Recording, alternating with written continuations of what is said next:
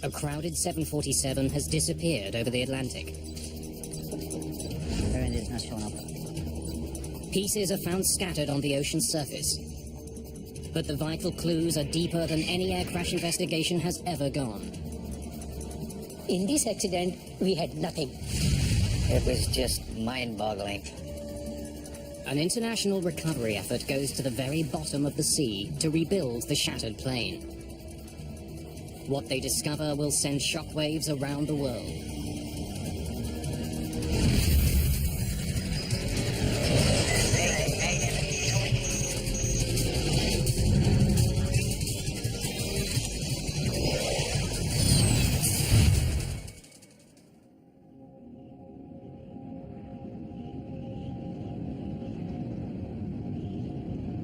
Early morning, June the 23rd, 1985. A 747 flies across the Atlantic Ocean, 9.5 kilometers above the water. The jumbo jet is nicknamed Kanishka, after an Indian emperor. And Air India promises passengers it will be a palace in the sky.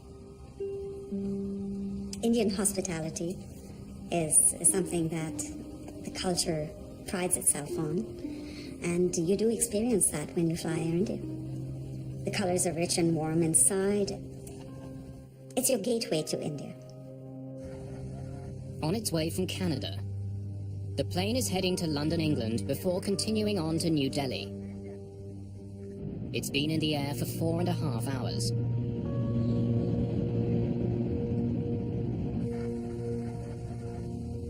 Captain Hansay Narendra is a veteran Air India pilot. Satwinder Binder is a captain too, who's serving as first officer on the flight. As the plane nears land, Binder talks with the flight's purser. Yes, sir? Insha'Allah. Do me a small favor. At the back of the plane, seat 54, a boy is sitting there. He just wanted to have a look in the cockpit. Can I tell him now? After about 15 to 20 minutes.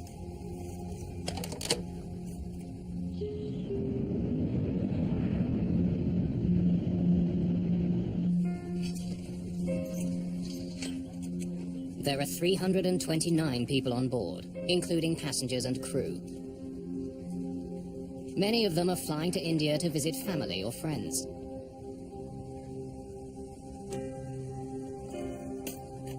Vishnu Pada is traveling to India with his 2 daughters. Their mother, Lata, is already waiting for them there. We had decided that it would be the ideal year to take an extended vacation in India as a family. 6 minutes after 8 in the morning, co-pilot Binder makes radio contact with air traffic control in Ireland. Shanghai Air India 182, good morning. Station code, Shannon. Go ahead again, please. Thomas Lane and Michael Quinn are working at the Shannon Control Center. Air India 182 is 51 north, 15 west at level 310. Estimate FIR at 0735. Air India 182, Shannon, roger. Cleared for London, flight level 310. Air India 182 is cleared to London, maintain 310. You want to go up front now? Yeah. Okay. Let's go.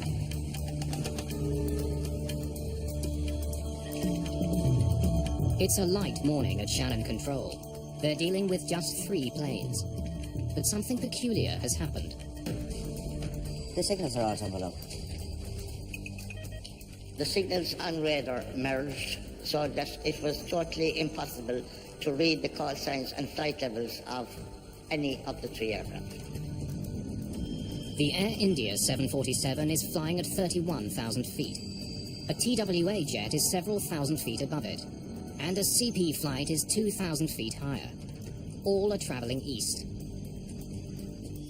Because the planes are stacked on top of each other, the signals have merged on the controller's 2-dimensional screen.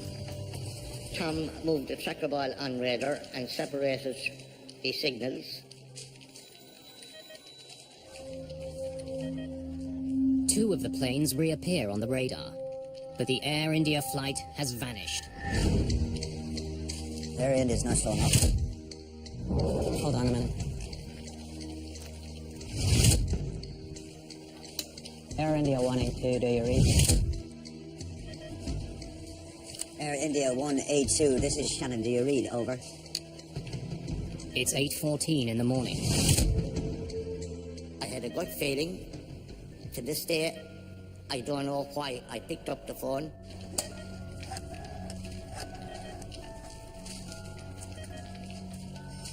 Yes, it's Michael Quinn at Shannon. We have a plane off radar. Normally, a distress call to search and rescue isn't made until a plane has been out of contact for more than 20 minutes. The Air India flight has been missing less than 60 seconds.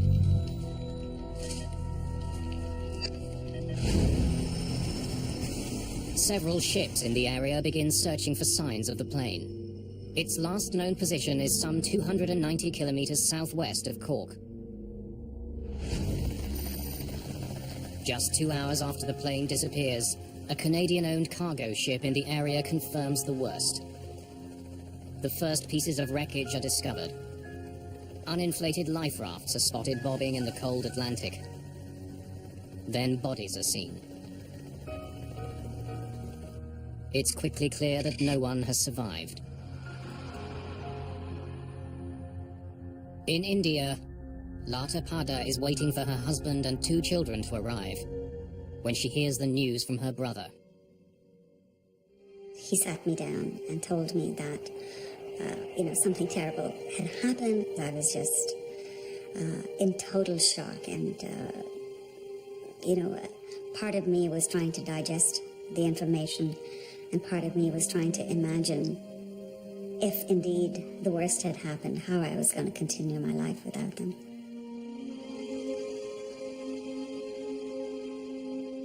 Dozens of bodies arrive in Cork. Many more will follow. Now investigators are faced with the enormous task of finding out how they died and what had caused the crash of Air India Flight 182.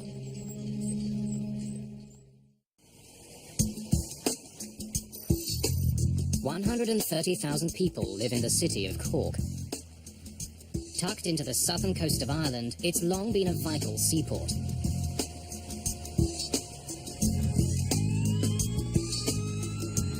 On June the 23rd, 1985, a gruesome cargo begins arriving at the city's docks. Just hours after Air India Flight 182 crashes into the sea, bodies and wreckage are brought in by boat. Dr. Cumin Doyle is a pathologist at the Cork Regional Hospital. The first bodies arrived at 4:45 p.m. on that Sunday afternoon, and at 12 midnight we had 130 bodies. Doyle and his team will examine the bodies to see if they can find any signs of what caused the crash. We had 3 police people working on each body, a photographer, a ballistics expert, and a forensic odontologist. That is a person who examines the teeth, the face, for identification purposes. In just 4 days, autopsies are performed on 132 victims. All parts of the body were examined externally in detail, and every detail was noted down. We were looking, of course, for the causes of the fatalities. Doyle makes a telling discovery. Almost all the victims died in the air. Only 2 of the bodies showed signs of drowning, which indicated that the others were not breathing when they hit the water. There's something else that's common to many of the victims. A large number have had their clothes torn off. Now that was important, because if they had no clothes or little clothes, it indicated that they had fallen from 31,000 feet or so where this accident occurred. Some of the bodies also have signs of so-called flail injuries. These are breaks specific to bones in the hips, shoulders, and other joints. H.S. Kohler is the lead investigator into the Air India disaster. The flail injuries tell him the passengers weren't in the plane when it hit the ocean. They are caused by tumbling, violent motion of the body in air.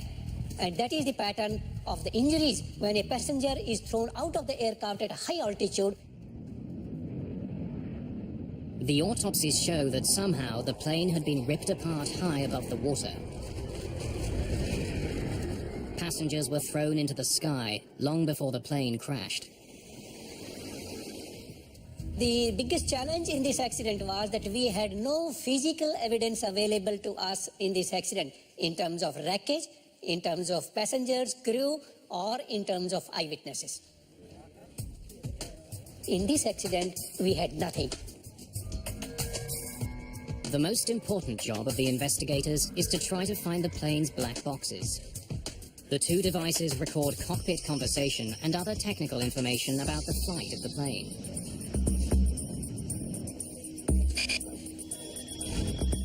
The recorders have radio beacons which send out a signal at a designated frequency. But it's still a huge task. The boxes are more than 6,500 feet below the surface, and the radio signals last just 30 days.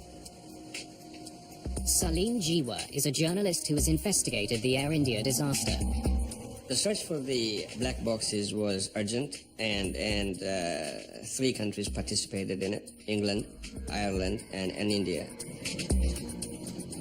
But even with such a massive response, early efforts are frustrated. 42 kilohertz. It's too high. It can't be there. Investigators are picking up radio signals, but they're at the wrong frequency. As the search continues, HS Kohler and his team study the maintenance history of the plane. They want to know if an undetected flaw had caused the jet to come apart in flight.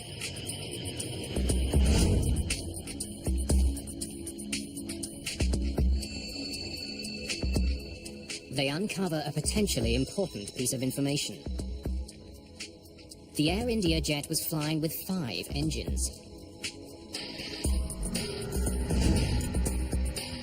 A 747 normally has 4 engines, but it can carry more. The plane was designed so that it could transport a malfunctioning engine beneath its wings. Ground crews can mount the engine to a bracket on the plane. It's exactly what happened to the Air India jet. There was an extra engine that a previous flight had left behind that was mounted on the wing of the aircraft. The extra engine creates substantial drag on the left side of the plane. If the pilots don't properly compensate, the plane will start turning in that direction. And this hypothesis continued that there is possibility that this 5th engine might have caused the breakup of the wing. In fact, investigators discover that before the plane took off for London, the flight engineer noticed problems with the way the engine was attached.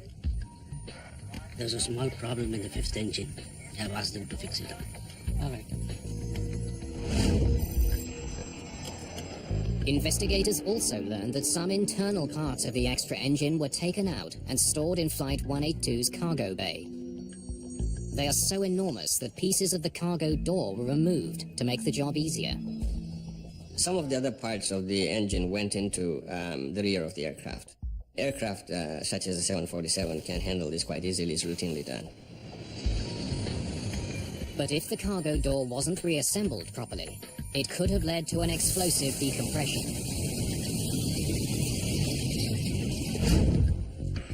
Kohler must consider 2 theories. Either problems with the door or with the extra engine itself brought down the plane. If either one had taken place, there should be evidence on the plane's black boxes.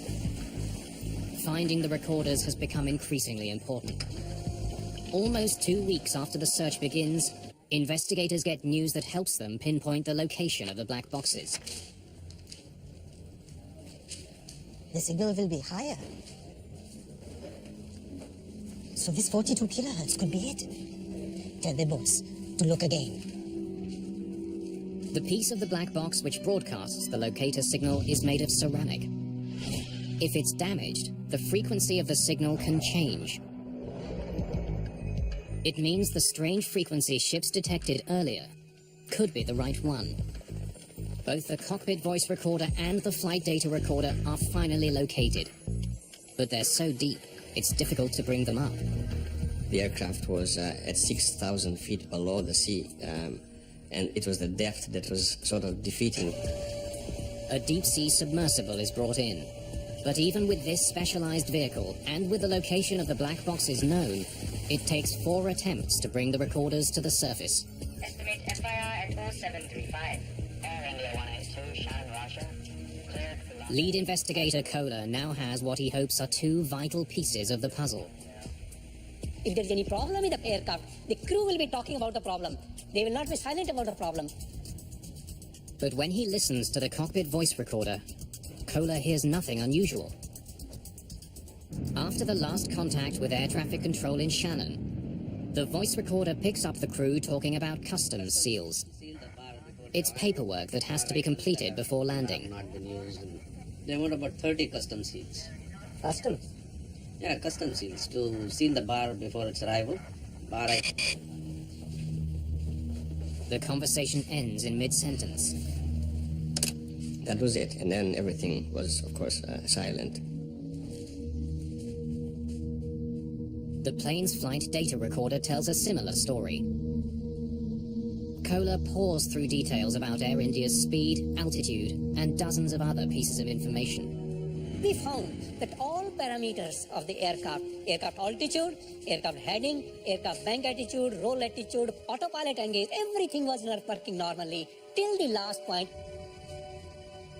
After analyzing both black boxes, Kohler can't find any evidence that the plane was in trouble before it suddenly disappeared from radar.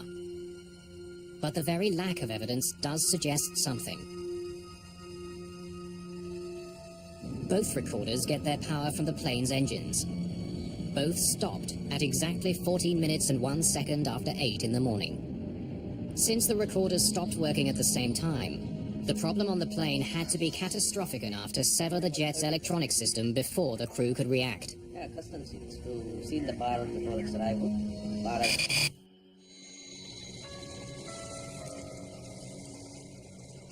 Investigators are becoming convinced that there are only 2 possible explanations for the crash: a devastating decompression or a bomb. They study the wreckage that's been found floating on the surface of the ocean, but it's just a small percentage of the entire plane. And none of it is helpful to investigators.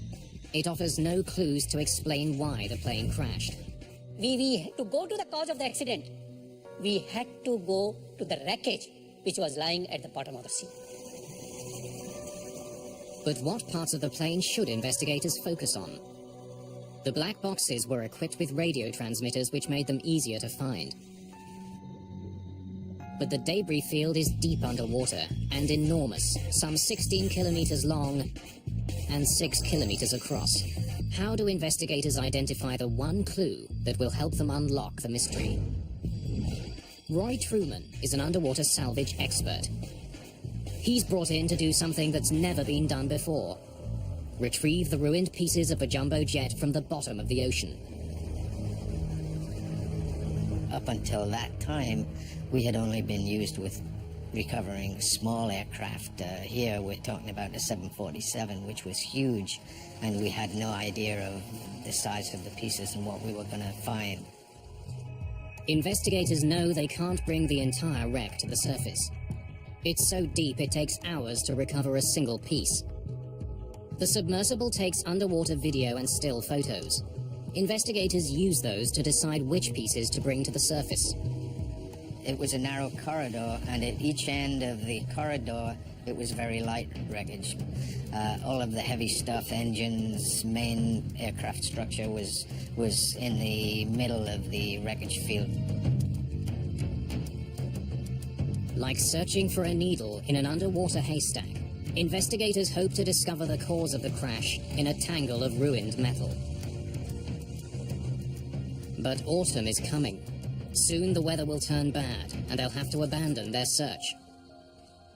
The key to unlocking the disaster still lies somewhere at the bottom of the ocean.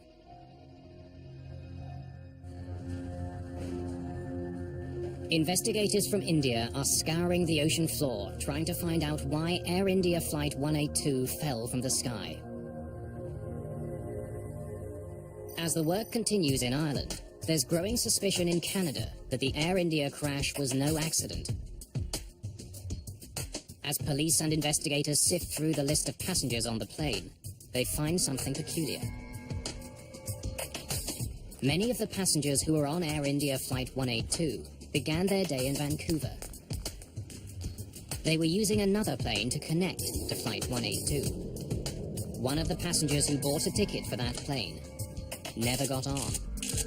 Well, the passenger, we have never identified him per se, but the ticket identified him as M. Singh. It simply had an initial, but no full name.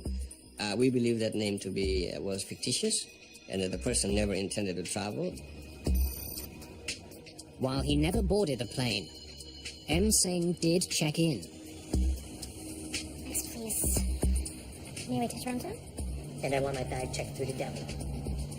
Sir, I can't do that. Your reservation is only confirmed to Toronto.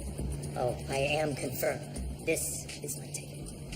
Jeannie Adams is a ticket agent working for Canadian Pacific. Mr. Singh, you're on standby to Delhi. I can't. But then I have to pick up my bag. I can't check your bags through to India if you are not confirmed. But I am indeed confirmed. Wait, I'll get my brother. He'll tell you. There are as many as 30 people waiting to check in. Adams doesn't have time to wait for the man's brother. Okay. I'll check it through. But you have to check with Air India when you get to Toronto.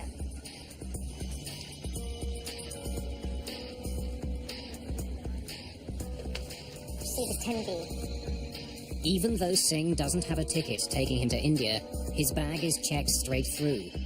His luggage is loaded, but no one notices that Singh never boards the plane that leaves Vancouver. She broke the rules as they were. She should not have allowed that to go through for New Delhi Interline. But she was so bullied and so browbeaten by Mr. Singh in front of everybody else that I think to her eternal sadness and heartbreak, she gave in. Singh's maroon bag didn't raise any concerns when it was loaded in Vancouver. Since the Air India flight was international, when the bag arrived in Toronto, it faced a more strict series of inspections. This is what it will sound like.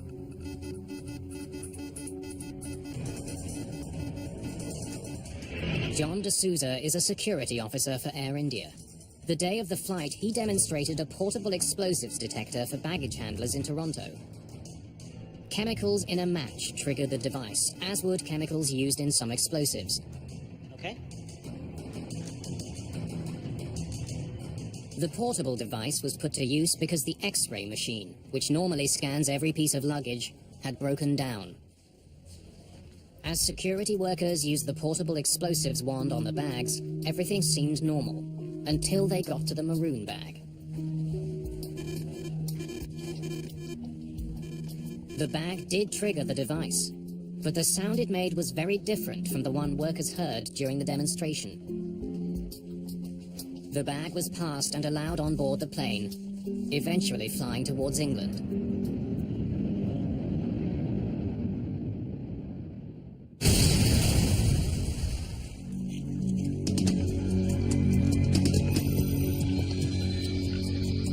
As Air India Flight 182 flies over the Atlantic Ocean carrying M. Singh's bag, an explosion rips through Tokyo's Narita Airport. 2 baggage handlers are killed, 4 people are injured. A bomb has been hidden inside another piece of luggage that came from Vancouver.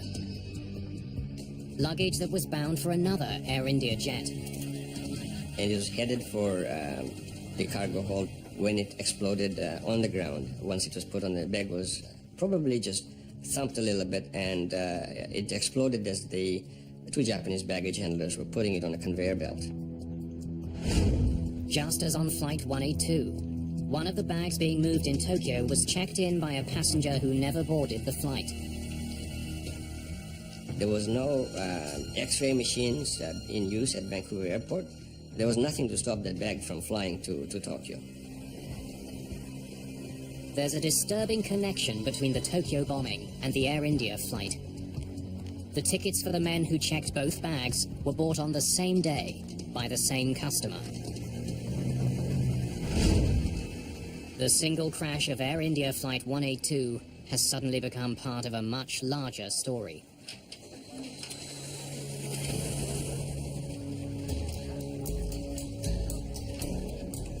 With the apparent connection between the two incidents, investigators in Ireland are extremely interested in what police find in Tokyo.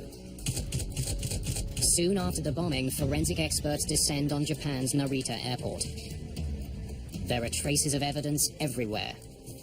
Amazingly, Japanese forensic experts were able to pick out tiny parts and fragments, and all the analysis finally led Japanese police to identify the vehicle that was used to carry the bomb. Experts even find serial numbers on pieces of the wreckage. Clues that show the bomb was hidden inside a specific stereo tuner made by Sanyo.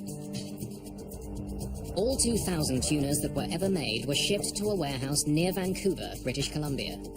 From there, they were sent to stores across the region. One of those tuners carried the bomb that exploded at Narita. Police have a difficult task trying to trace the sale of 2,000 tuners.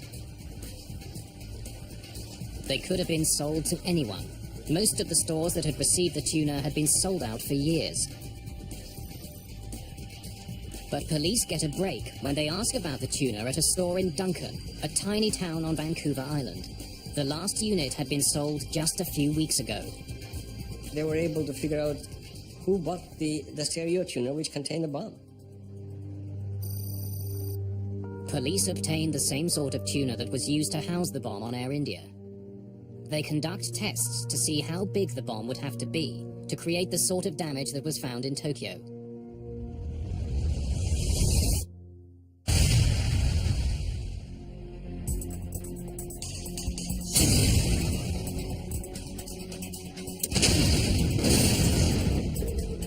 There was a progressive experimentation using dynamite to find out the extent of damage particular strands of dynamite would cause.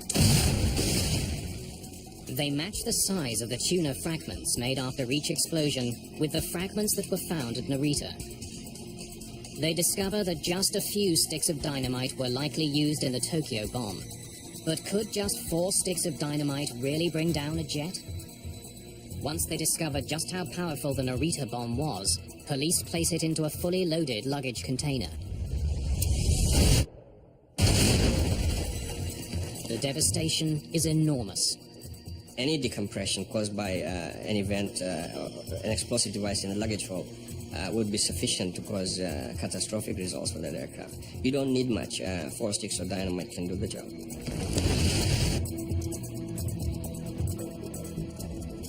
The cramped quarters of a cargo hold amplify the power of a bomb. Tests conducted at Penn State University show that the shockwaves created from a bomb blast don't travel in just one direction, but reverberate inside a luggage container, building on each other, vastly increasing the initial force of the explosion. If a bomb had indeed exploded in the cargo hold of Air India, it would have caused enormous amounts of destruction. It's the sort of damage that should have left its mark on the remains of Flight 182. Investigators have a growing suspicion that this plane was brought down by a bomb. But they still have no proof. So the investigators were not only looking for something that was broken that might have caused the failure, but they were looking for signs of what caused the explosion, such as burning or solvent stains or possibly shrapnel in seats. It meant a lot tighter scrutiny of every piece of wreckage. We kept on analyzing each photograph. Is it giving any indication of an explosion? Is it giving any impact damage? Knowing his time is running out, Kohler selects a few key pieces of the plane to bring to the surface. Bad weather forces him to leave the rest behind. Kohler hopes the bits he does have can prove there was a bomb on board. Each piece that's brought up is carefully mapped to its original position on the jet. One of the most promising sections brought up from the bottom is the floor of the front cargo bay. When we recovered that icon, we found that it had holes which are of a very special nature. Penetration from inside to outside at a very high speed. Curling of the edges of that one. And that was indicative of that perhaps this is the place where the explosion had occurred. As many as 20 holes are found. In each, the metal is bent outward, like the petals of a flower. These are classic signs of something being blown out from the cargo bay. On the side wall of the cargo bay, investigators find more clues. Additional holes are discovered, like the ones on the floor. These also appear to have been blown out from the cargo hold. A closer study of the ceiling of the cargo bay also indicates that the ribs connecting it to the fuselage were broken by being forced up.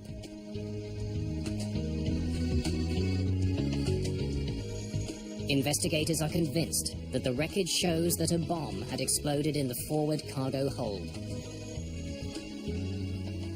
If the bomb had gone off in the front of the plane, it would explain why the flight data recorder and cockpit voice recorder cut off so quickly.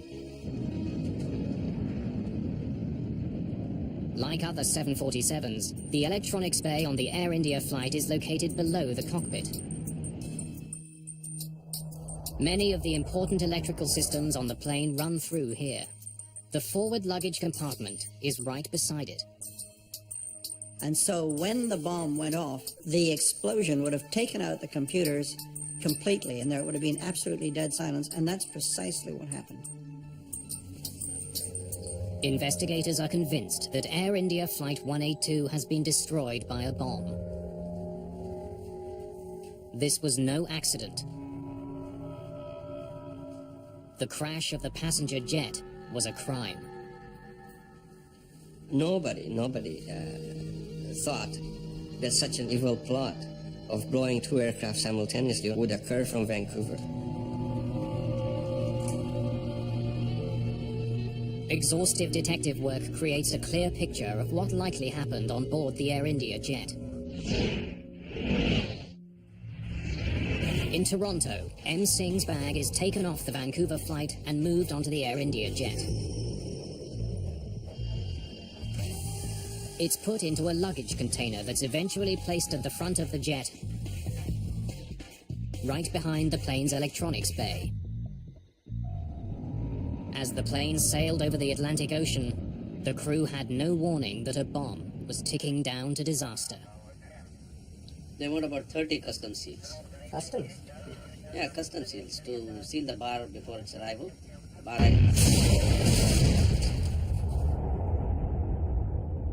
When the force of the blast hit the floor of the jet, it pushed it violently upwards. The thin fuselage would have been blown apart. The air pressure inside the plane would have rushed out, tearing passengers from the cabin and fatally crippling the jet. The debris scattered over 9 miles is an indication of how rapidly and how fearsome this whole decompression was. But in this instance, the aircraft completely didn't stand a chance of flight. There was no way of continuing flight in this case. As the jet fell towards the sea, the forces put on the fuselage tore it apart. It would have a tail torn off and the wings would start breaking. And there's no way of sustaining flight after that. It goes into gyrations. Once it goes into gyrations, there was just massive structural failure. After months of painstaking work, investigators believe they have unraveled the cause of the Air India crash. They've proven a bomb brought the plane down. It's now up to police to find the bombers. But with so many deaths, and so many more possible if the Narita bomb had exploded in mid-air, there's immediate interest in making passenger jets safer. This was one of the biggest disasters in the Indian aviation history. And it could have been avoided if the procedures were in place. As the hunt for the killers continues, extraordinary steps are taken to tighten security and to see if jets can be made to withstand the force of a bomb.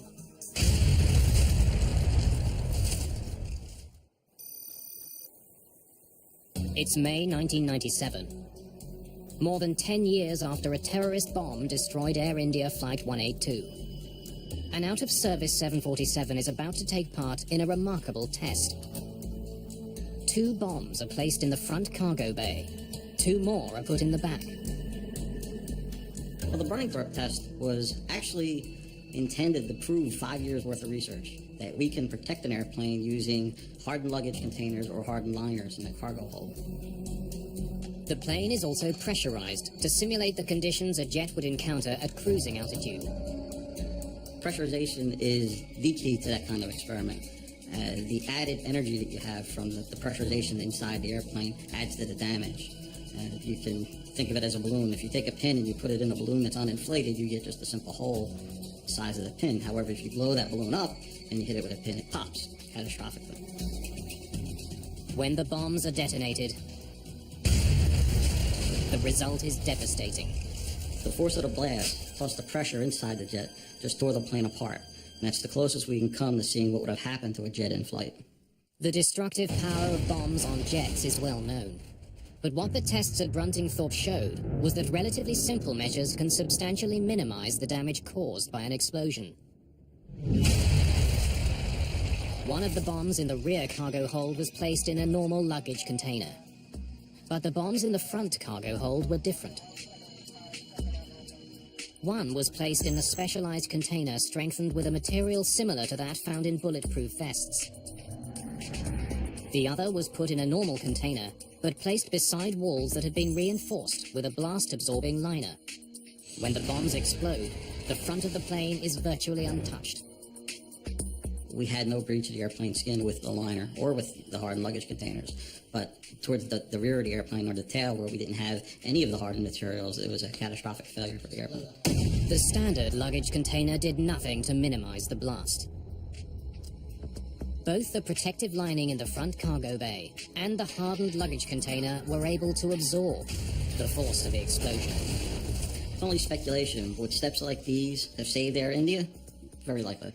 Would they make the industry safer today? Absolutely.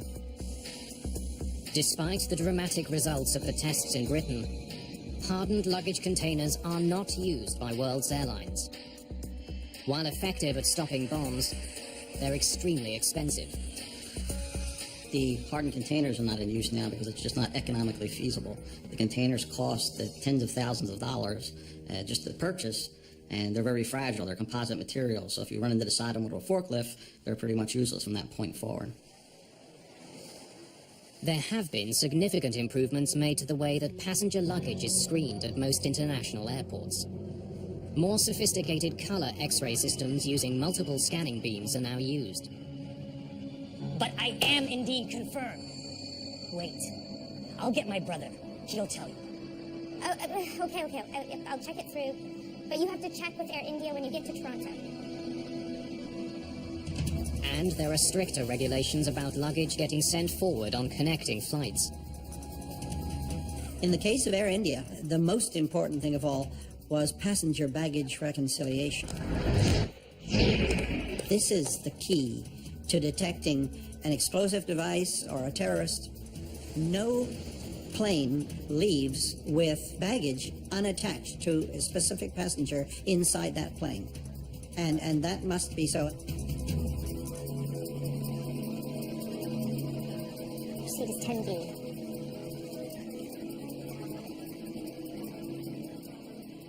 I think one of the most difficult piece of news for the families to accept was the many ways in which this tragedy could have been prevented. I mean, it was absolutely unforgivable that a bag could be interlined to another destination without a passenger accompanying it. The quality of training that security guards at airports get also came under scrutiny during the years after the Air India crash. It's still an area of concern for some security experts. There's a real failure to train security personnel. And that failure is because you cannot pay rent-a-cop subsistent wages to look after your security when you get on board an aircraft. In the Air India case, police eventually traced the bombing to Sikh extremists living in Canada. They're fighting to have an independent Sikh homeland created in India. The man who confessed to assembling the bomb is sent to prison. The man suspected of masterminding the plot is killed several years later while under arrest in India. Both men had deep ties to Canada's West Coast Sikh community. It's a connection that still bothers Lata Pada. It was a deliberate act of terrorism, and hurts even more that they were executed by Canadians on Canadian soil against Canadians. More than 20 years after the destruction of the Air India flight, the shock of the day is still fresh. And many questions remain unanswered. We still don't know who the two people were who checked in the bags. Apart from the basics of who made the bomb, we don't know much about who else assisted them. We don't know who picked up those tickets. There's a vow of silence that has hindered the investigation. This inquiry will be launched immediately. In 2006, the Canadian government launched an inquiry into the Air India bombing, another investigation of what happened and why. The shocking death of so many is a continuing source of anger and disbelief. No matter what the inquiry finds, the sobering facts are the same. 329 people killed in an instant. There are memorials now in Ireland and Canada, mourning the victims of the Air India crash, marking the day a terrorist bomb ripped through the lives of so many. It's just so tragic about all our lives that we lead. Every day is an ordinary day in our lives, but some days, unexpectedly, something completely, totally unexpected shatters your life, and that was one of those moments.